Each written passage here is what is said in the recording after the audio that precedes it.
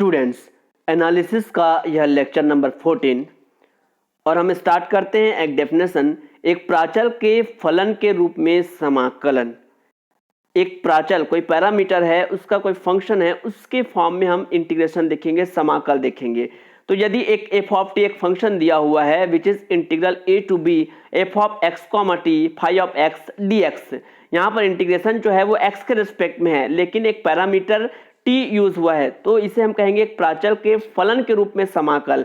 Integration in the form of function of parameter, this is a function of parameter T, जहाँ F of x T जो है where x जो है ए और B के बीच जो लाई करता है और टी जो है वो अल्फा और बीटा के बीच लाई करता है, उसमें संतत है। मतलब एफ ऑफ एक्स टी जो है वो कंटिन्यूअस है इस रेंज में, और फाइव ऑफ एक्स जो है वो बाउंडेड है, परिबद्ध है, तथा क्लोज्ड इंटरवल ए बी पर समाकलनीय है, integrable on interval closed interval A B.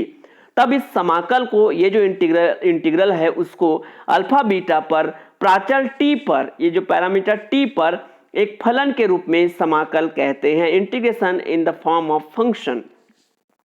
Theorem देखते हैं। यदि कैपिटल एफ ऑफ टी वो इस फॉर्मेट में दिया हुआ है जहां स्मॉल एफ और एफ टी मतलब derivative of F with respect to T, that means D F by D T, ये जो है इस रेंज में संतत है, कंटिन्यूअस है, और फाइव ऑफ एक्स जो है वो इंटरवल ए बी पर बाउंडेड, परिबद्ध और समाकलनीय है, इंटीग्रेबल है, तब ये थ्योरम कहता है कि एफ डैश टी जो है वो विद्यमान है, एग्जिस्ट करता है, और एफ डैश टी की जो वैल्यू है वो इस रूप में दिया जाएगा अल्फा बीटा पर। ये थ्योरम है, इसको हमें याद रखना है ताकि हम इसे क्वेश्चन में यूज कर सके। क्वेश्चन देखते हैं। दर्शाइए कि ये जो इंटीग्रेशन है वो इसकी वैल्यू है log 1 plus alpha, where alpha greater than जो है वो -1 के। अब यहां पर पैरामीटर क्या है, चूंकि इंटीग्रेशन तो एक्स के रिस्पेक्ट में, लेकिन पैरामीटर क्या यूज हुआ है, अल्फा। यहाँ पैरामीटर टी है तो टी की जगह पर यहाँ पर पैरामीटर अल्फा यूज हुआ है। तो अब हमको क्या करना है, मान लेते हैं जो इंटीग्रेशन जो दिया हुआ है जिसको इंटीग्रेट करना है उसको हम मान लेते हैं F of X comma alpha. X और अल्फा का ये फंक्शन है, फंक्शन ऑफ पैरामीटर। तो F alpha of X alpha क्या होगा, इसको अल्फा के रिस्पेक्ट में डिफ्रेंशिएट करते हैं। तो अल्फा के रिस्पेक्ट में डिफरेंशिएट करेंगे तो ये क्या हो जाएगा, X to the power alpha log X, ये वैल्यू इसकी डिफरेंशिएशन 0 हो जाएगा, और ये लॉग एक्स अल्फा के रिस्पेक्ट में डिफरेंशिएट करेंगे। अब यहाँ पर ये हो जाएगा X to the power alpha. This is equation number 1। अब चूंकि यहाँ पर स्पष्ट है कि जो एफ है जो इस फॉर्मेट में है और एफ अल्फा जो कि X to the power alpha है, हम जानते हैं कि इस टाइप के जो फंक्शन होते हैं वो इस रेंज में जहाँ अल्फा ग्रेटर देन -1 दिया हुआ है, इस पर क्या है, कंटिन्यूअस है, संतत है। अब मान लेते हैं ये जो पूरा इंटीग्रेबल जो है 0 to 1 ये वैल्यू, ये कैपिटल एफ ऑफ अल्फा के इक्वल हम मान लेते हैं। तो हम क्या जानते हैं, हम ये जानते हैं, अभी हमने थ्योरम देखा था कि कैपिटल एफ डैश, क्योंकि टी की जगह पर अल्फा यूज हुआ है क्वेश्चन में, तो एफ डैश अल्फा की वैल्यू इस फॉर्मेट में होगी, del F by del alpha X alpha five of X D X. तो यहाँ पर क्या हो जाएगा, एफ डैश अल्फा की वैल्यू हो जाएगी, लिमिट दिया हुआ है 0 to 1 del by del alpha F of X alpha D X. अब एफ ऑफ एक्स अल्फा की वैल्यू को हम रख देते हैं समीकरण 1 से, इक्वेशन नंबर 1 से हम एफ ऑफ एक्स अल्फा इसकी वैल्यू हम यहाँ पर रखेंगे पहले। उसके बाद इक्वेशन 1 से अब क्या करेंगे, इसकी वैल्यू हमने फाइंड किया है del by del alpha F, यानी कि F alpha of X alpha, इसकी वैल्यू हमने फाइंड किया है X to the power alpha. अब इक्वेशन 1 से इसकी वैल्यू रखते हैं X to the power alpha. अब इसको इंटीग्रेट करते हैं, X to the power alpha plus 1 upon alpha plus 1, limit रखेंगे 0 to 1। एक बार अपर लिमिट रखते हैं 1 तो, और एक बार लोअर लिमिट रखेंगे 0, तो वैल्यू हमको क्या मिल जाएगी, 1 अपॉन अल्फा प्लस 1। तो एफ डैश अल्फा की वैल्यू मिल गई 1 अपॉन अल्फा प्लस 1, जहां अल्फा की वैल्यू ग्रेटर देन है -1 से। अब इसको अल्फा के सापेक्ष समाकल करते हैं, इंटीग्रेट करते हैं, तो ये जाएगा capital F of alpha equal to, इसकी वैल्यू हो जाएगी log अल्फा प्लस 1 और एक कांस्टेंट ऐड हो जाएगा c। This is equation number 2। अब हम कैपिटल c की वैल्यू फाइंड करते हैं। तो हम क्या करते हैं, अल्फा इक्वल टू 0 पर वैल्यू फाइंड करते हैं। यहाँ से अल्फा इक्वल टू 0 रखते हैं, यहाँ पर अल्फा इक्वल टू 0, तो ये जाएगा अल्फा की जगह पर हमने 0 पुट किया, तो ये जाएगा X to the power 0, that means 1 - 1 ये 0, तो इसकी वैल्यू क्या मिल गई, 0। तो एफ ऑफ 0 की वैल्यू क्या मिल गई, 0। This is equation number 3।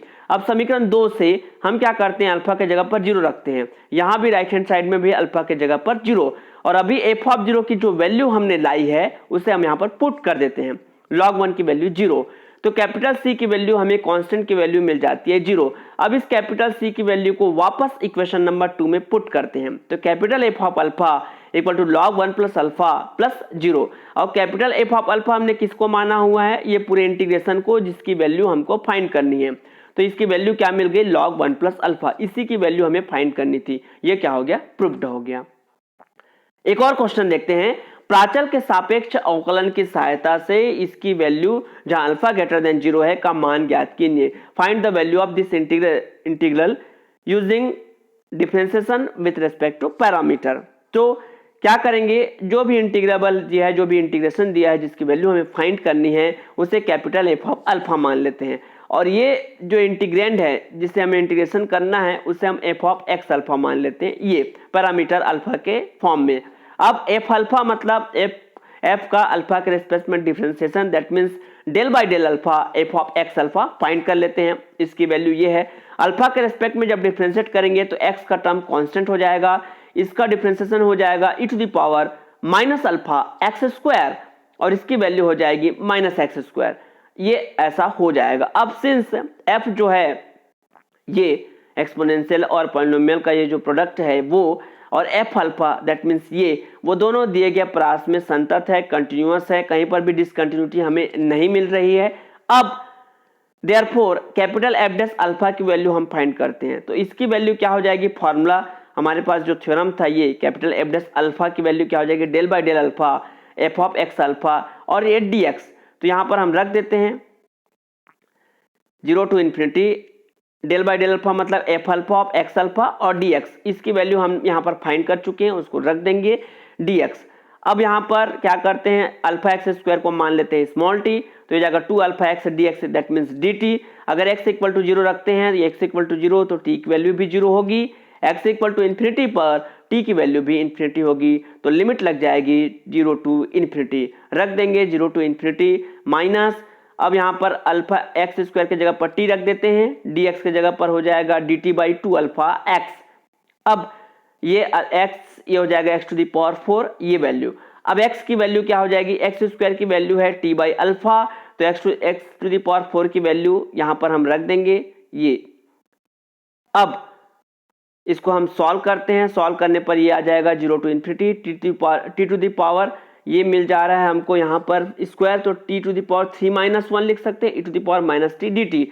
अब ये किसका फॉर्मूला होता है, 0 to infinity T to the power n minus 1 E to the power minus T D T, ये होता है गामा n का फॉर्मूला होता है, तो यहाँ पर n के जगह पर है 3, तो गामा 3 हो जाएगा।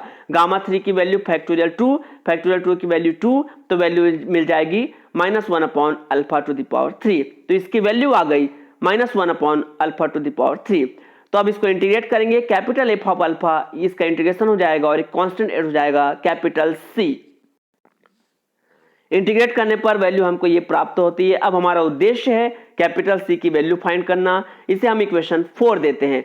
अब अल्फा इक्वल टू 1 निकालते हैं, अल्फा इक्वल टू हम यहाँ पर 0 नहीं ले सकते, पिछले क्वेश्चन में हमने 0 लिया हुआ था क्योंकि 0 लेने पर वहां पर ऐसा कोई इन्फिनिटी वाला टर्म नहीं आया था। यहाँ पर अगर हम अल्फा इक्वल टू 0 लेंगे तो ये इन्फिनिटी आ जाएगा, तो और कोई दूसरा नंबर लेते हैं, अल्फा इक्वल टू 1 ले लेते हैं सिंपल।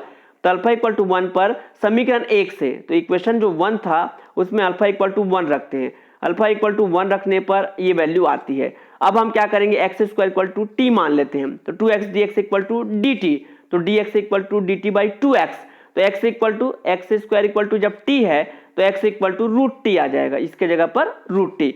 अब x इक्वल टू अगर हम 0 रखते हैं 0, तो t की वैल्यू भी 0 होगी, x इक्वल टू इन्फिनिटी रखेंगे तो t की वैल्यू भी इन्फिनिटी हो जाएगी।